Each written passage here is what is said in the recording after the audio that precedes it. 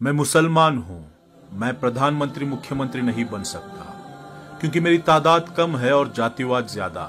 लेकिन मैं collector, ADM, तहसीलदार, commissioner, SP, DSP तो बन ही सकता हूं। लेकिन मैं निकम्मा हूं, क्या करूं। मुझसे घंटों पढ़ाई नहीं होती। अगर मैं पढ़ने लग गया तो चौराहों की रौनकें खत्म हो जाएंगी, जो कि मैं होने नहीं दूंगा। मैं पढ़ गया तो गुटखा, ताश पत्तियां छूट जाएंगी, जो कि मैं छोड़ना नहीं चाहता। मैं पढ़ गया तो मोहल्ले की रौनक कम हो जाएगी। दिन भर आवारागर्दी इन्हीं मोहल्ले में ही तो करता हूं मैं। हाँ, काम नहीं है मेरे पास, लेकिन क्या फर्क पड़ता है।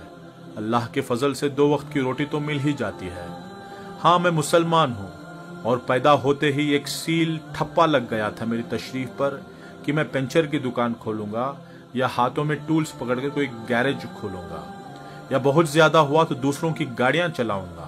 हाँ, मैं मुसलमान हूं।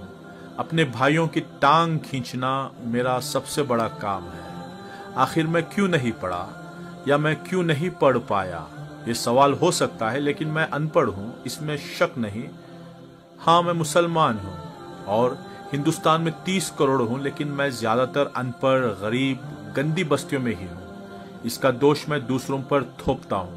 मैं चाहता हूं कि मेरे घर आंगन की झाड़ू लगाने भी सरकार आए। मैं मुसलमान हूं। मैं 15 फीट की रोड को 8 फीट की करने में भी माहिर हूं। फिर उस 8 फीट की रोड पर रिक्शा खड़ी करना भी मेरा अधिकार है।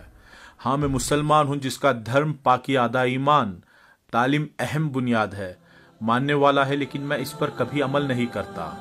मैं हमेशा सऊदी अरब, दुबई जैसे देशों की दुहाई देकर अपनी बड़ाइयां करता हूं, लेकिन मैंने हिंदुस्तान में खुद पर कभी कोई सुधार नहीं किया, ना मैं सुधरना चाहता हूं। हाँ, मैं मुसलमान हूं, मैं अनपढ़ हूं क्योंकि माँ बाप ने बचपन से गैरेज पर नौकरी में लगाया, और मैं गरीब घर से हूं। बेहतर तालीम देने के लिए माँ बाप के पास पैसे नहीं थे, और मेरी कौम तालीम से ज्यादा लंगरों पर तवज्जो देती है। वो खिलाने पिलाने को ही सवाब समझती है।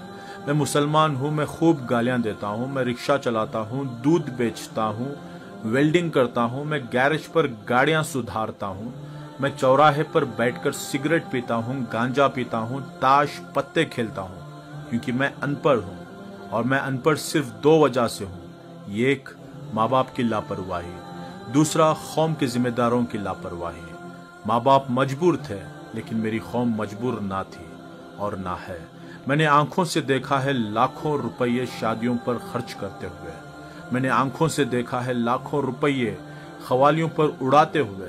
मैंने आंखों से देखा है बेइंतहा फिजूल खर्च करते हुए।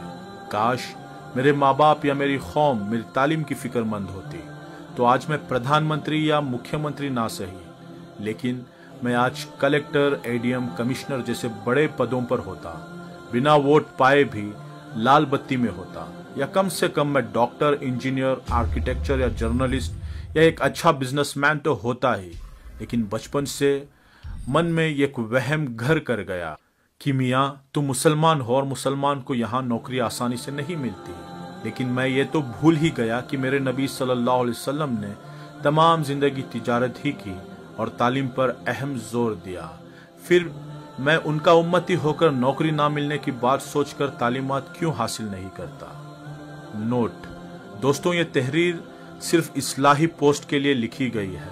रिक्शा चलाकर पेट पालना या वेल्डिंग करना, दूध बेचना, गैरेज के टूल्स पकड़ना या मजदूरी करना कोई गलत काम नहीं है, लेकिन हम इसके लिए पैदा हुए हैं। ये सोचकर तालीम हासिल ना करना गलत है। खूब पढ़ाई करो कि हर पद पर सिर्फ तुम दिखो, तुम्हें इज्जत से देखें, तुम पढ़े लिखे तबके में गिने जाओ।